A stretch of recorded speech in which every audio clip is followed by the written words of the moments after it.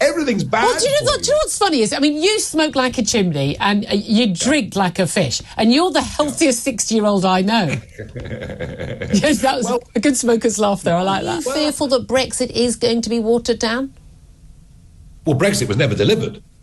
I mean, that's the point. Nigel Farage was interviewed by Julia Hartley-Brewer on Talk TV, and she asked him about Keir Starmer and his trip to Germany and France, and what this means for Brexit, the risk for poor Brexit, what is going to happen to it. Well, I'll play you the clip in a minute, but Nigel is perpetuating this myth, despite saying that Brexit had failed. I mean, he doesn't go back to that these days, but he's perpetuating the myth that we've not had a proper Brexit.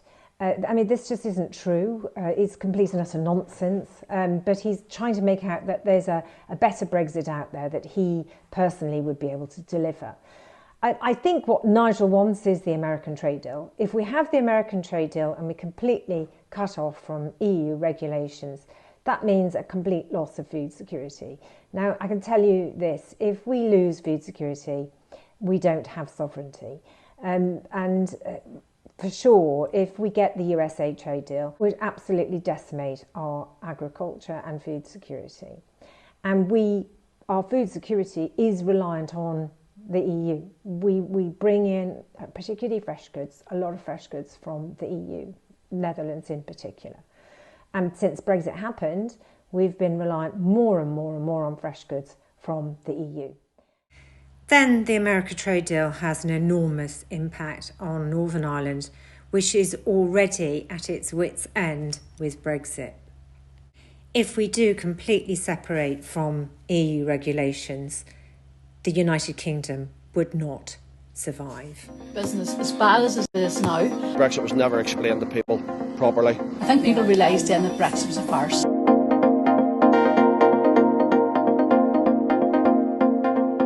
This is the village of Balik. It's one of the frontiers of Brexit, because just behind me on that bridge is the border between the Republic of Ireland and Northern Ireland. It's a very wet day here, as you can probably tell. We've travelled here to find out how Brexit changed people's lives. As we walk around the small town, we meet Celine, who's lived in Balik for over 60 years.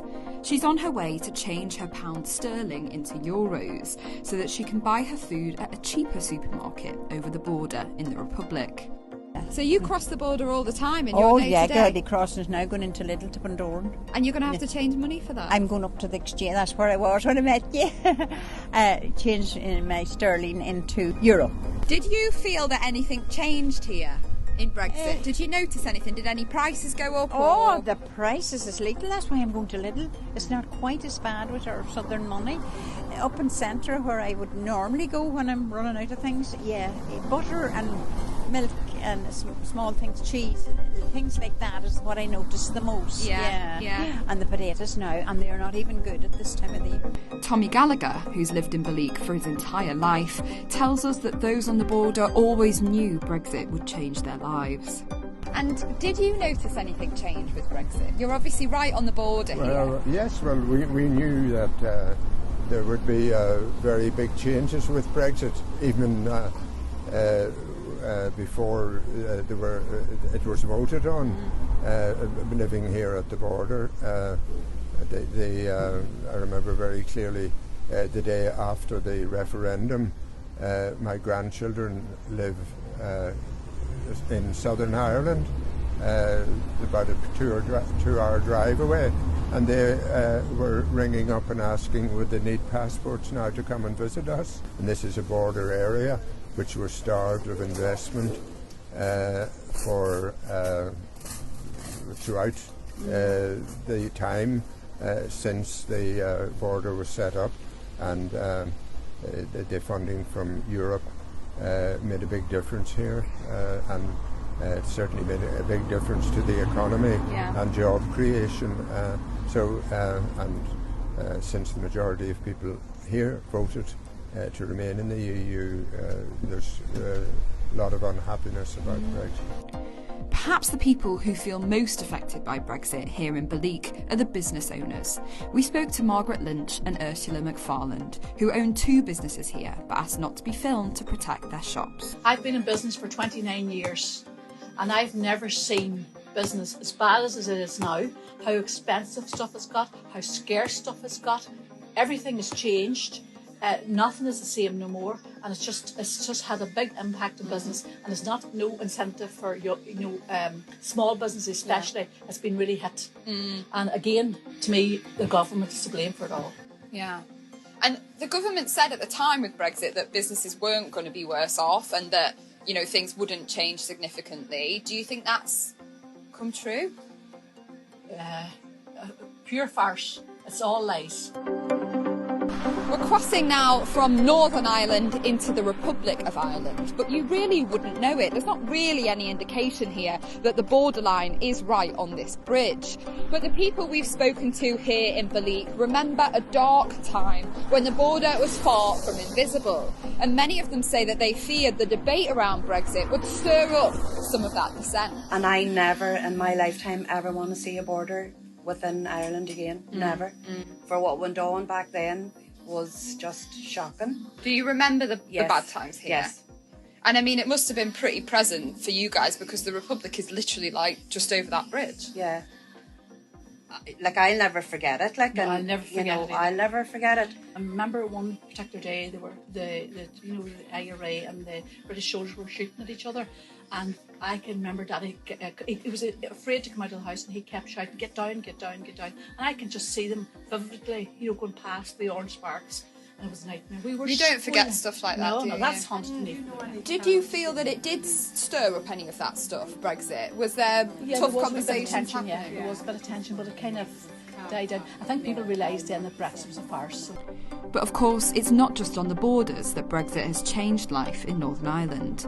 We headed to Belfast to meet David McCord, an HGV driver and union representative. Do you think there have been any positives for your sector in Northern Ireland? With Brexit? No.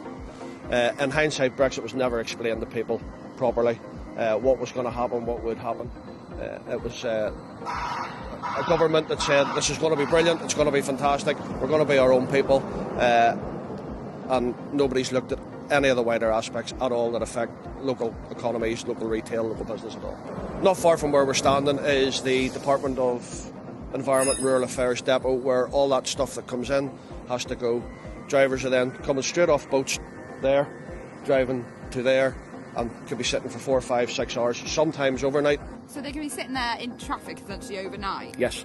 Okay. I mean, that must be pretty frustrating. It can be, especially if you're coming off a boat there and you live 20 minutes away. Nigel Farage thinks that, he obviously thinks the real Brexit is to completely and utterly cut away from all EU regulations, which means that we basically wouldn't be able to trade with the people who are right next door to us. And this makes no sense. This whole myth that there's some amazing Brexit out there that is better than what we've got is nonsense. The only thing that can happen with Brexit is things can get harder and more difficult, not better. The Prime Minister was with Olaf Scholz, the German Chancellor, yesterday, and he's with Emmanuel Macron, the French President, today. And there's a lot of talk about wanting better, closer ties with Europe. And of course, we always know that when he was Shadow Brexit Secretary, Keir Starmer basically spent 3 years up to 2019 desperately trying to stop Brexit from even happening. He has failed to deny repeatedly that he's not looking at sort of free movement for under 30s as a possibility for 2 or 3 years of being able to get a visa to live and work in another European country, and likewise people from the EU coming to live and work here. Are you fearful that Brexit is going to be watered down? Well, Brexit was never delivered. I mean, that's... Well, we're not in the EU. I mean, it wasn't done well, but... We're not in the EU, and we're not going back into the EU either. That will not happen. That is a political impossibility for Starmer.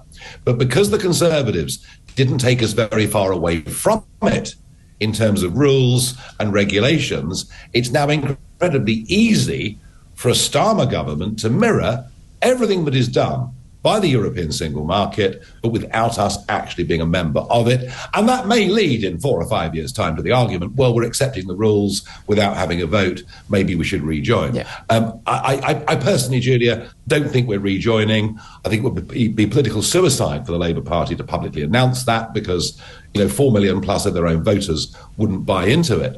But what we're heading for is a full BRINO, a full Brexit in name only, and that is disappointing in the extreme. Well, especially after all those many years of campaigning. Thanks for watching. As always, comment below, let me know what you think, and if you haven't subscribed, subscribe, and you can also hit the notification button, which means you'll know every time I post a video.